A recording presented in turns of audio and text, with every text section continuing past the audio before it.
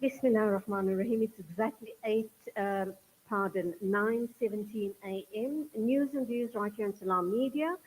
And next on the show we have Imtiaz Sayed. He is the chairperson of eThewini Secure. A long time no speak, but we do understand he was busy with the local elections. Nice to be talking with you again, Imtiaz. Assalamu alaikum and welcome to the show. Wa alaikum salam wa rahmatullahi wa barakatuh. And I trust it all went well. I know it must have been a very, very hectic time for you guys, but alhamdulillah, it went well. The local No, elections, alhamdulillah. that is. Okay. No, 100%. Okay. Shukr, shukr. That's wonderful. Okay, it's that time of year, and with the influx of visitors to KZN, to your part of the world, obviously, we need to do something called, we need to focus on crime Yes. talk, and what is it that people who are now really relaxed, kicking back, don't have a care in the world because they're on holiday. What and how should they be wary regarding, not becoming a soft target? We're seeing in the last week and a half, too, that there's been quite a few incidents of actually house robberies and things like that happen within, especially the suburbs. And in the city center itself, we're finding petty crime in terms of your phone being taken and that kind of thing. So vigilance all the way. That ultimately what it comes down to.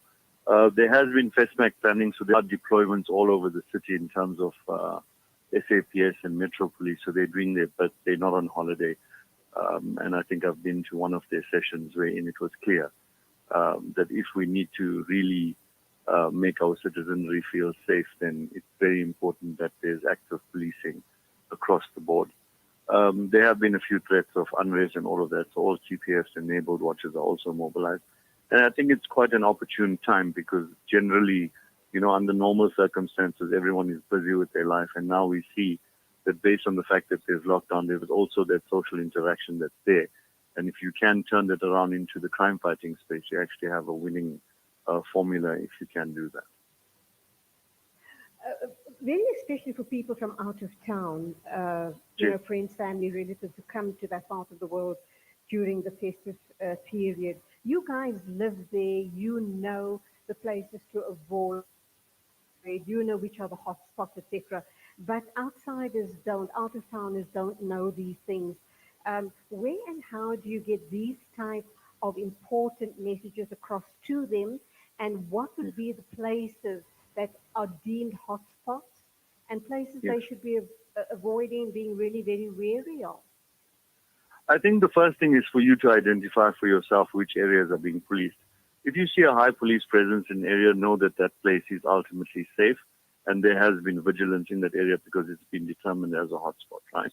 So if there's police around, you're pretty safe. Don't walk in the city center with your bag and your jewelry and your phone in the city center itself. If you're going into any shopping center, make sure you're parking in the parking lot of the shopping center and then entering that shopping center. Shopping malls generally are pretty safe. You got to be very wary of card scamming that's on the rise. You got to be very wary of smash and grabs that are happening in the city center. You also got to be very wary of these guys that remote jam your motor vehicle. So ensure that your vehicle is locked. Don't just turn around, walk away, press the button on your remote and think your car is locked. Actually check your door physically. Make sure that the vehicle is locked because the norm has now become that someone actually opens your back door whilst you're trying to lock the front one. So there's all of that that's happening, and it's everywhere. You can't really pinpoint it and say, don't go to Pinetown, don't go to the city center, don't do this and that. It's everywhere. Criminals are opportunistic. They're going to change their modus operandi as per, it's like a cowboys and crooks game in the city, if you know what I mean. So wherever there's police vigilance, you'll see that criminals move to different areas and that kind of thing.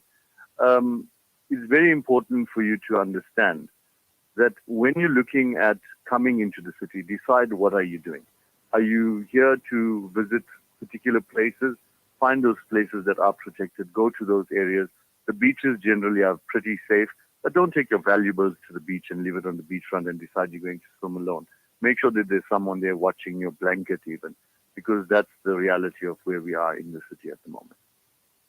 In terms of water safety, you talk about the beaches, and obviously for out-of-towners, that's the first place they head to. Yes. You spoke about one or two issues around safety, about your possessions, but beach safety, water safety.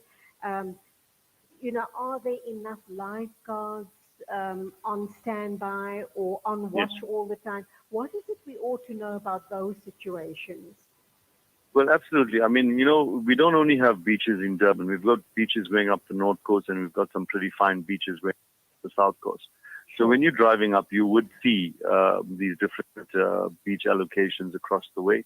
It's very important to swim in between the beacons of the lifeguards. So you would see where there's lifeguards and all of that. Understand, especially if you're an out of towner and you're not used to going to the beach and you find yourself in difficulty, all you really need to do is really raise your hand, So how do you now signal the lifeguard? So if you're unsure of what the protocols are, go speak to the lifeguard and say, okay, I'm going into the water. I've got 3 kids. What is it that we're supposed to be doing in terms of if we're in distress in the water, how do we now raise a flag towards you? Because the beaches are really crowded, if you know what I mean. So there are particular days, and I generally, we were just planning to, or trying to plan a trip to go out for this holiday period.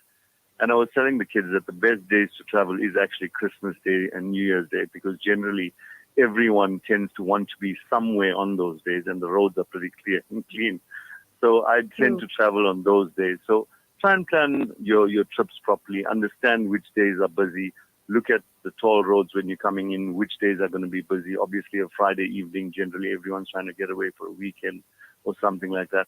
But when you're coming out to the beach safety is very important. If you don't know how to swim, and remember, swimming on the beach and swimming in a pool is 2 completely different things. Completely. You can be the best swimmer in the world, but if you don't understand the tides and if you don't understand how the beach works, you're going to end up in distress and basically trying to swim upriver at some point. And you're going to need to have the help of a lifeguard at some point. So it's important to speak to police officers. Remember, we've changed over policing since 1994, where it's no longer a police force, but a police service. So every single police officer in uniform should be approachable. Approach a police officer. Say, I'm from out of town. This is the problem I have. I don't know where to go. What do you suggest I do? Ask for advice. Because if I'm trying to do that over this radio show right now, I can go on day in and day out about where you cannot go, a particular area in Pinetown or a particular area in Warwick Junction. Where can you go? Which are the safe spots? I mean, going into different areas, you can be safe in certain places, but you go to next street and you're not safe. So, for example, if you're on the beach and if you walk one lane, one road behind it, and you go onto Point Road and Tyzek Street and all of that, you're ultimately not safe there. So watch for where the police are and be in that locality or in that area. Imtiaz, you obviously were raised and brought up in that part of the world. You know it like the back of your hand, and very especially the type of work you're involved in puts you at the forefront of all of these issues. For Muslim people from out of town coming to, possibly even for the first time, they're going to want to know things like halal eating places, Jamaat khanas, mosques, and then you also get young people who take their chances. We know that holiday accommodation is not available because I wouldn't say post-COVID, but the past 18 months, we were all on lockdown. So people are wanting to be out and about. So even knowing that there isn't accommodation available, they will still take their chances and come down in the hopes of getting cancellation or 2. What's your advice on those issues? If we really look at it, there's so many different opportunities in terms of accommodation. I mean, right now we've got so many guest houses that actually do have accommodation. There's Airbnb all over the city. So, I mean, we were looking at it yesterday, in fact, and there's quite a bit of accommodation available in the city. It is needed ultimately because the tourism industry has taken quite a huge impact. But remember, we are in the 4th wave. So even though it doesn't seem as per the 3rd or the 2nd wave and how serious that was, but we've got to be very wary of where we are and what we're doing and what's the reasoning behind us coming to the city. If it's here to visit and go to the different sites that we have, then amazing, good stuff, do that. There is accommodation available and you could do that. But the one thing I'd like to bring up is that we do have an eThewini secure Zello channel, which is basically your go-to if you're ever in trouble or if you need any sort of information about an area or where you can get accommodation. You could get it off that channel. You know, and it's user friendly because there's hundreds of people that are on there from different spaces and different places, and you could actually just reach out and say, you know, I need, I'm in Durban and it's 11 o'clock in the night. I don't have anywhere to go, and someone will advise you as to where to go and what to do. So it's very conducive to that environment in saying that we're here to assist, we're here to help, and we're open 24 hours a day. Alhamdulillah. Is there an app that one downloads, or is there a number that one gets in touch with to say, hey, I'm from out of town, I need help, I've been told that you are the go-to guys? Okay, so the phone number, our WhatsApp number, you don't need to call it. It actually doesn't get answered. It's our WhatsApp number only. It's 0722911911 if you need any help in terms of that. But the better way to do it is to go download the app. It's called Zello, Zello on your phone. And then when you go into channels, look for the channel eThewini Secure. That's our channel. You can just log in, test your mic, and then one of the controllers will get a hold of you. We've also got it out in PMB. We've launched in Cape Town. We've launched in Johannesburg. So for now, it's eThewini Secure for Durban itself. And if you just go on the channel, you can get any information you need. Oh, wow, that's wonderful. And this is national, this Zello Check. I know we're talking specifically KZN, but if one downloads the Zello channel, so if you're in the Western Cape, you can download and be able to get assistance there as well. Absolutely, absolutely. So if you're traveling from Cape Town to Durban, you can be logged on to eThewini Zello channel on your route down. And if you want an update as to why the traffic is backed up at Harry Smith, you'll get that off the channel, because along the whole N3 toll road, the N2, all over the place, across the country, we've got people sitting on the channel giving you that updated information. So basically, it's a platform by which most neighborhood watches, security companies, and all of that use in order to share information and pass knowledge, but real time. So it's not coming to you a day later off a WhatsApp group. It's like real time and someone's talking to you. So it basically turns your phone into a two-way radio in terms of assistance. If you've met in an accident, no matter where it can be, there's always someone there that's going to assist you to get you out an ambulance and that kind of thing. So it's ever ready, it's ever responsive, and it's there for you. Wow, and this is nationwide. So you just download the channel. If you are in any trouble, if you need roadside assistance, etc., you'll be able to get someone via this channel, and help will be forthcoming. Am I correct?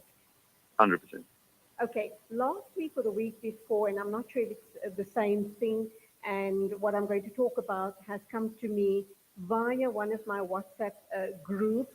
It was like a 3-4 page contact details of people, alhamdulillah, Muslim people throughout South Africa, with their contact details, and all the small dorpies as well, and of course the cities with their contact details. So if as a traveler you have trouble, whatever trouble you're in, whatever problems you're experiencing, you can contact one of the brothers, and they will either come over and assist you, or they will tell you whom to contact for the necessary assistance. Is it the same thing in print format? Is it that Zello app in print format, or is it two different groups we're talking about? No, it's two different groupings. So that particular listing has started out quite a few years ago to try and develop a database of people that could assist others across the city. But if you want to, you could send me that via WhatsApp, and we can pop it up onto our eThewini Secure Facebook page for everyone to see. So that way it becomes open to everybody. So we'll assist in getting that out, and then we can actually also put it up on our Zello in terms of a screenshot. So it can be there, if you know what I mean. So ultimately, it's layering of information and assisting everybody across the board, and there's many different hands that all work together to get everything off the ground. Final question, Imtiaz. This Zello app, with eThewini being on hand to assist, is there any way that you guys collate that information every once in a while to see the type of assistance, the type of issues that has been raised by travelers or road users, frequent or infrequent road users? And once that data is collated, what is it that you extrapolate from there? And how is that then used going forward? That's an excellent question. So people have never understood why it's important for us to use Zello.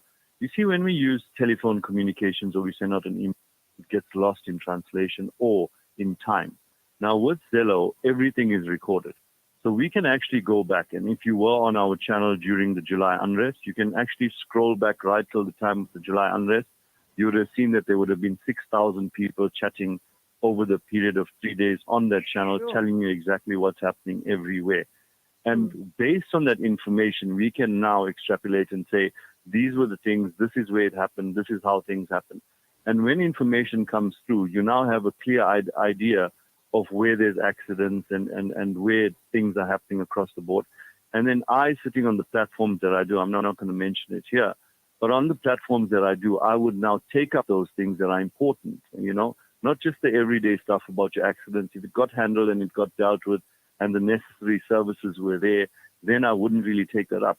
But if there was a particular scene where there was a shooting and it got reported on the channel and we've called out 10111, we've got an IR number, and it took 30 minutes for police to get out to actually a crime scene of a murder, then that's something that I take very, very seriously in terms of the time frames by which we get responses out.